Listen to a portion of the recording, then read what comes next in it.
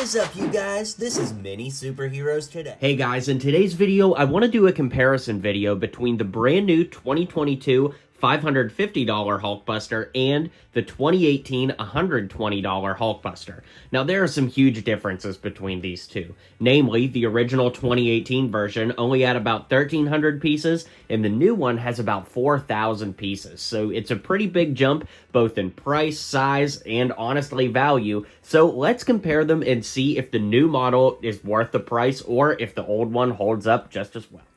Now, as we know, the original large-scale Hulkbuster came out in 2018. It came out with the Infinity War sets, and it retailed for $120 with 1,300 pieces. It's a pretty sizable build, and it's held up over the years. I didn't love it when it came out, and I still don't love it today, but I do think I like it more than the $550 one. As far as what it came with, we did get an exclusive Mark 43 minifigure. Let's get him in focus there. And it's exclusive in that the torso has unique printing on it to show that it's integrating with the Hulkbuster. And actually, the legs are unique too, with some printing right there, kind of on the sides of the knees. He's got a little Mark 43 stand that he comes on, and underneath there's actually not a Tony Stark head, interestingly enough. It's just the armor on display. That being said, there's also a couple other smaller builds, like this fire extinguisher, because all of the, Marvel sets tend to come with them. There's a little sports car, race car build. I was always confused why that was included. I mean, it's cool, but it just kind of is what it is. And then you have a little model of the Veronica, the satellite that launches the Hulkbuster parts to Tony in Age of Ultron. As far as the side build goes, we do have this large black stand that it stands on. There's this cool little plate here that's got some Hulkbuster schematics like Veronica and the Hulkbuster head on it.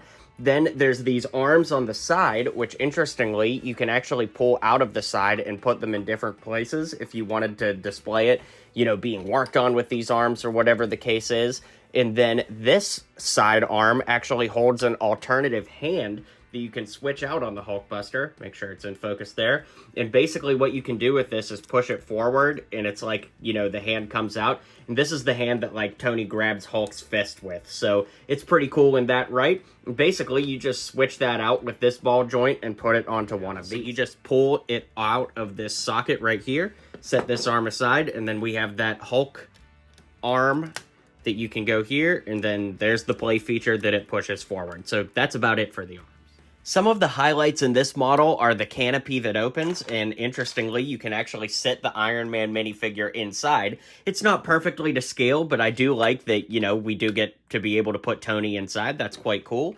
And then if we pick it up, you can see that there is a lot of posability with it. The shoulders move forward and side to side. We've got a little elbow movement there, and then we also can move all of the fingers on each hand.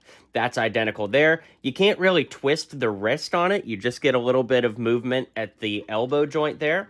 As we flip it around, you can see that there are some, I think that these glow in the dark, if I'm not mistaken, but he twists at the hips, and then the legs don't move forward, but they do move out. Kind of odd, but they don't move forward. That was always a little bit weird to me. And then as we move down the legs, the knees do not bend, but the ankles do move. And that being said, this model tends to lean forward. So if I put it like this, you can see that he leans forward. You can stand him upright, but just over gravity and over time, I found that it does lean forward if left to its own devices. There's also a light brick feature. If you push in this area on the back right here, just a gentle push, will light up the arc reactor from the front. So that's about all there is to say about this set. Back in the day, I didn't really love it. I thought that for $120, you were better off getting like the Thanos Ultimate Battle set, or really just any combination of the Infinity War sets. And I still kind of feel that way, but if you like a large Hulkbuster, this is definitely a good option. And that brings us to the large-scale Hulkbuster. As far as the side build goes, we get this cool little display plaque, very similar to the previous one, on a big road plate with a sticker, and we get an exclusive Tony Stark minifigure, but this one is only exclusive insofar as the torso. The head, hair, legs are all pretty common from other Tony Stark minifigs, so it's just a brand new torso this time around. As for the build, this is a $550 set with 4,049 pieces, so it is quite sizable. And as far as play features go, there really aren't too terribly many. There's a button right here that you could press that lights up the arc reactor. I'm not a big fan of the way that that button really just sticks out of the chest, but I haven't looked close enough at the actual Hulkbuster if there's something right there, but it's a little bit jarring to me. This big dome that's printed on the top is actually quite nice, and if we lift that up, you can see that it actually fits the Iron Man figure from earlier in 2022 inside. So we can lift out that figure entirely, and then there's a lot of empty hollow space inside, of course, to compensate for the fact that this figure fits in there.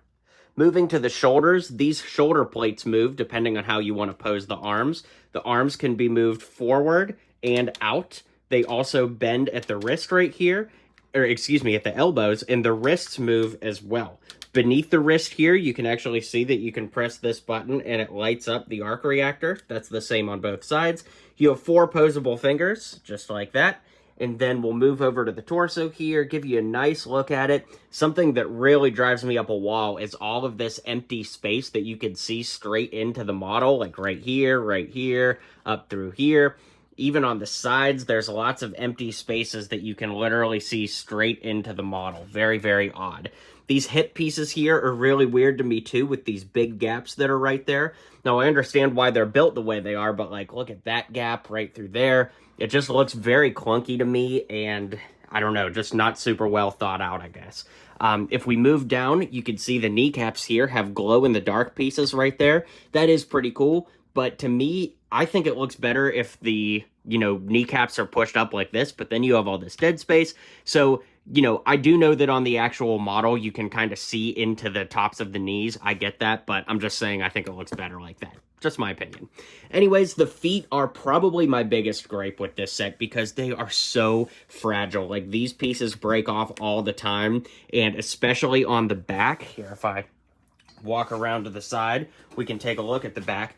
This part is super, super fragile, and this part, this may be operator error. I don't know, but I'm kind of thinking that it's not.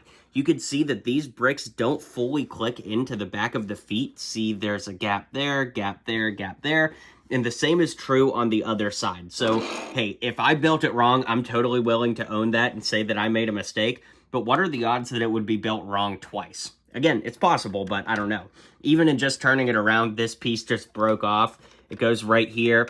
My point being is I understand that Lego is kind of fragile and you have to be careful with it. I totally get that, but on a $550 model, this thing needs to be airtight and completely perfect, and it's definitely not. There's a lot of gaps, literally, that need to be filled in, and for this price, I'm just not feeling it. I think that had this been scaled down to maybe $250, even a smaller model would have been a lot nicer and a lot better. This just leaves a lot to be desired, and yeah, I'm just not a big fan of it for the price. If I were you and I were interested in this set, I would definitely wait for a sale at some point, or at least double VIP points or something.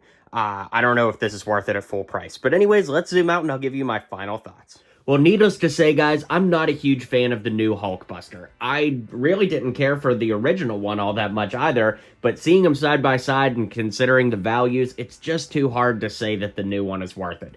If you like the new one, that's great, and I'm happy for you. I just don't think that it's worth the $550 at all. If you have that kind of money to spend, I think that you should just get this one brand new in the box for like $150 on eBay and call it a day.